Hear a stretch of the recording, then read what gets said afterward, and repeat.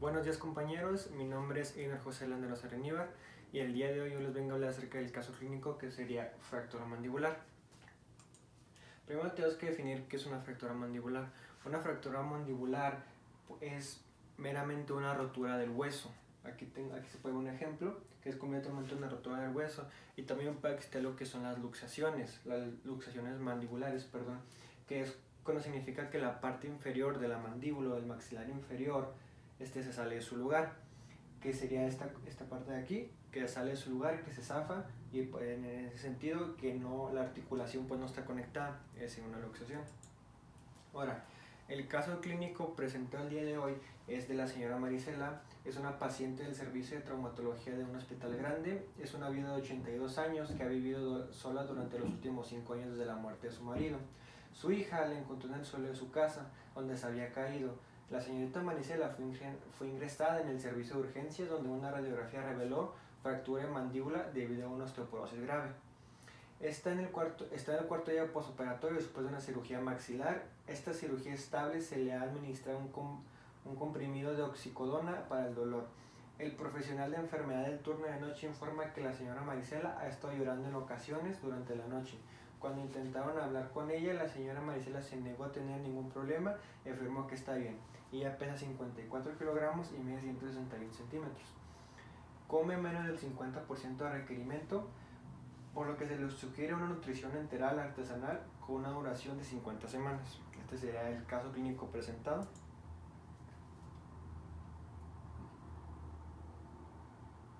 Ok.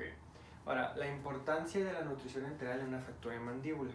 La nutrición enteral es una técnica de soporte nutricional que consiste en administrar los nutrientes directamente en el tracto gastrointestinal mediante sonda. Eso vendría siendo lo que es una nutrición enteral. Ahora, ¿cuál es la importancia que tiene que tener la mandíbula? En el caso de una fractura de mandíbula, cumplir con estas necesidades es muy difícil, ya que la mandíbula es la responsable de la masticación y la deglución, en el sentido de ingerir alimentos. El dolor, la inflamación, la inmovilización y la zona la hacen muy difícil esta tarea, lo que sería de masticar y de ingerir alimentos. Por todo esto es importante realizar una planificación de la alimentación para que ésta sea correcta durante el periodo de recuperación.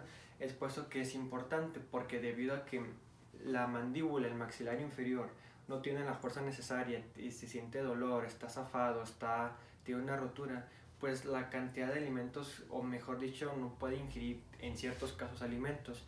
Es por eso que es necesaria una nutrición enteral, ya que pues no puede ingerirla por ella propia muchas veces. El casos en los que se utiliza la nutrición enteral. Los casos en los que se utilizaría la nutrición enteral son en fracturas mandibulares, como el caso clínico presentado, que son consideradas fracturas completas, que es completamente la separación del hueso. Esa es una fractura completa, en las cuales el hueso está dividido en dos completamente, pero también algunas fracturas sencillas o luxaciones de estado grave, y dependiendo de qué tan compleja sea la parte, se recurrirá a una nutrición enteral. Sería más que nada en una fractura completa, que es el hueso dividido completamente en dos, es donde se utilizaría principalmente una nutrición enteral. Pero en otros casos, como una fractura sencilla o una luxación, dependiendo de la gravedad de esta misma, entonces también se utilizaría este tipo de nutrición. Y aquí tengo un ejemplo de una fractura completa, que es totalmente una parte dividida del hueso a cada lado, una rotura completa y que está dividida en dos. Ahora, hay que describir la nutrición enteral más adecuada para nuestra usuaria, y nuestra usuaria acabo de recalcar que no presenta aspiración, un problema. Y la nutrición enteral que se planteó para el caso, o que será la más adecuada, sería la faringostomía, ya que esta misma se estima que en los enfermos que presentan un retraso en la ingesta oral y con tránsito intestinal permeable, no precisa una exposición adicional, y la ubicación de la sonda se realiza en la región operatoria primaria. La nutrición enteral se puede iniciar en el postoperatorio inmediato, en un método confortable y estéticamente aceptable, y con él se evitan los problemas asociados a las ondas nasales.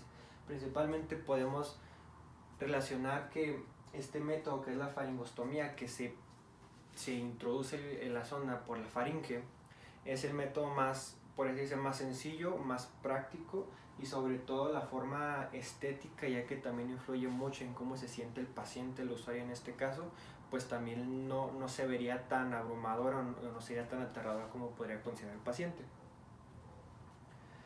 El calibre y la sonda, y por qué lo utilizamos y por qué es la razón, sería porque la sonda que se utilizan para las faringostomías tienen diferentes materiales y funciones, y los que nosotros utilizamos son una sonda de poliuretano y de silicona, ya que estos materiales pueden ser mucho más flexibles y permiten no solo disponer de sondas con un menor diámetro, sino que también tiene una mejor tolerancia, o sea que la utilidad y la forma de uso de esta misma sería muy fácil y muy práctica también, que es muy flexible para cualquier situación que se presente.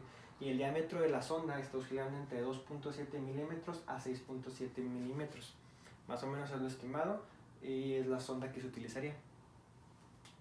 Los riesgos que existen en la nutrición enteral y cómo se ve en el padecimiento del paciente. Los riesgos de la nutrición enteral que estamos planteando nosotros es una infección en la herida, una salida accidental del tubo, una irritación cutánea, granulación, hemorragia y broncoaspiración. Estos son los riesgos que pueden existir en base a la nutrición que nosotros estamos utilizando. Y en base relacionado con la nutrición y el padecimiento del paciente, puede tener una baja ingesta de calcio, un déficit de vitamina D, esto por una dieta pobre, una dieta rica en fosfatos, consumo elevado de proteínas, tóxicos, en especial el tabaco, ingesta excesiva de alcohol, exceso de cafeína, anorexia nerviosa, sedentarismo e inmovilización prolongada. Todos estos riesgos que mencioné son debidos a la condición que tiene la persona, que son todos estos factores de riesgo hacia la osteoporosis grave que tiene la persona, y esto relacionándolo con la nutrición que se puede llevar a tener, y sobre todo podernos dar cuenta en qué factores la persona ha estado teniendo un déficit para nosotros poder cubrirlos con la nutrición enteral que estamos utilizando. Los cuidados que se tienen que tener de la sonda son varios, y sobre todo pues cómo nosotros tenemos que enseñarle a los familiares, a los usuarios cómo se tiene que utilizar. Primero y lo más importante es la higiene del estómago. En primer lugar, hay que dejar claro que el estómago que se tiene no se cura, se tiene que limpiar. La higiene se realiza con agua y jabón neutro, con una esponja suave. Segundo, la piel debe secarse suavemente sin frotar. Y tercero, una vez limpia la zona y seca la piel periostomal, se puede proceder a colocar los nuevos colectores, que es la nueva sonda.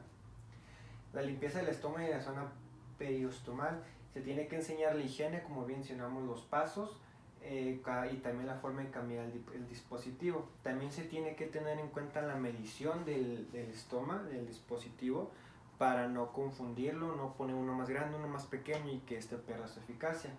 Y también tener en cuenta las piezas que tiene el dispositivo. Primero se tiene que enseñar la higiene que tiene que tener el dispositivo, la sonda, que es limpiarla con jabón neutro, no frotarla, sino limpiarla suavemente y después cambiarlo por otro. Y en este cambio se tiene que checar el diámetro, el tamaño y sobre todo la cantidad de piezas que esta tiene. Las contradicciones de la sonda que seleccionamos de la faringostomía en pacientes con obstrucción completa del esófago torácico, obstrucciones gastrointestinales, grandes tumores en el cuello o síndrome de vena cava superior. Mencionamos las características que tiene que tener la fórmula por la cual va a ser usada la sonda. Las características que se plantearon fue que sea una mezcla homogénea, elegir fórmulas isotónicas, que sean nutricionalmente completas, incompletas o modulares, dependiendo de la nutrición, tomar en cuenta las fuentes y cantidades de proteínas y grasas, osmolaridad y la densidad energética, cociente respiratorio, contenido de electrolitos, vitaminas y minerales, viscosidad, costo y acceso enteral. Esas son las características que planteamos para la fórmula que va a tener la sonda. El proceso de elaboración de dieta que utilizamos, el horario será dividido en dos partes. Una que será la preparación de la sonda, que es de 1 a 4 a 7 de la tarde. Y el segundo paso, que es la fórmula, que será dependiendo, puede ser un enchufe de la fórmula normal, que será de 7 a 10 de la mañana. Las indicaciones que usamos de la dieta: 2 tazas de preparación para sonda, serían 3 cucharadas de miel de azúcar más 1 cucharada de aceite de oliva para cada toma, y 2 tazas de ensure o fórmula normal que serían igual a 3 cucharadas de miel con azúcar más una cucharada de aceite con oliva. Y sobre todo añadir el aceite y la miel al momento de administrar las preparaciones, que el momento en que se esté realizando la preparación, no antes, no después, sino al momento, para que este tenga su efectividad en la dieta que estamos implementando. Los nutrientes que tiene nuestra dieta. El valor energético total son de 2.200 kilocalorías. La proteína son 66 gramos, la grasa son 68 gramos, los carbohidratos 330 gramos, las vitaminas 60 y la osmolaridad 400 gramos. Y también se tiene que describir qué complicaciones se tiene en el tratamiento y ahí, o sea, también cómo se las tenemos que explicar a los familiares. Los riesgos que se tienen en el tratamiento, más que nada de la nutrición enteral, son diversos y tienen diversas consecuencias, pero los principales que se tienen son la infección de la herida, la salida accidental del tubo y también puede existir hemorragia o irritación. Sobre todo, estos son como los principales riesgos que se plantearon y como los que mejor se tienen que explicar a las personas. Ya se mencionó en los pasos anteriores, la higiene que debe de tener, cómo se tiene que cambiar, que obviamente se explicaba de una forma más a detalle con la persona, y después se les implicarán los riesgos al no hacer esto. Si no se cambia la sonda, se puede infectar, si se saca incorrectamente puede haber desgarre y existir una hemorragia. También se tiene que poner bien porque el tubo se puede llegar a salir y entonces la nutrición pues entonces no va a funcionar. Después de que todos estos riesgos se le plantean a las familias, tanto a la familia como al usuario, mientras estén sus capacidades perceptivas y pueden entender cómo se está utilizando. Y por último, las conclusiones y las experiencias de la actividad. Al realizar nuestro caso clínico se puede destacar demasiado cómo la forma en la que nosotros vamos a utilizar la nutrición o cómo vamos a nutrir al paciente influye en diversos aspectos. Puede ser tanto un aspecto social, psicológico y sobre todo en un aspecto de salud o un aspecto relacionado a la medicina. Más que nada se obtuvo ese aprendizaje y esa mejora de competencias a la hora de poder realizar esta situación y poder decidir qué tipo de nutrición y sobre todo qué procedimiento es el que se va a llevar a cabo, ya que en ciertos procedimientos nosotros tenemos que llevar a cabo ciertas cuestiones diferentes. Por ejemplo, si es un padecimiento diferente, una infección diferente, una efectividad diferente, entonces no va a ser el mismo método que utilizamos nosotros. Puede ser una gastronomía, puede ser una ionostomía, etc, etc. Es por eso que se plantea la forma en la que nosotros podemos decidir, podemos plantear cuál va a ser la nutrición esencial que vamos a utilizar. Y sobre todo también nos expresamos mucho en la forma en hacernos sentir al paciente o al usuario, ya que como bien se mencionó, la usuaria en este caso al principio no se muestra con la confianza de poder abrirse con nosotros, ya que se mencionó que llora. Entonces también la forma en la que se le da el trato, que tiene que ser una forma gentil para que se pueda ganar la confianza y entonces nosotros podamos explicarle de mejor forma el procedimiento a la persona. Porque si lo hacemos simplemente por decirlo y así lo hacemos hacia ahí se va, entonces la persona no va a tener esa confianza, se va a sentir insegura, ya no va a seguir querer con el procedimiento, entre muchas otras cuestiones. Por eso que el tacto que se tiene que tener a la hora de tratar al paciente también es muy importante. Esas serían las bibliografías y gracias por su atención.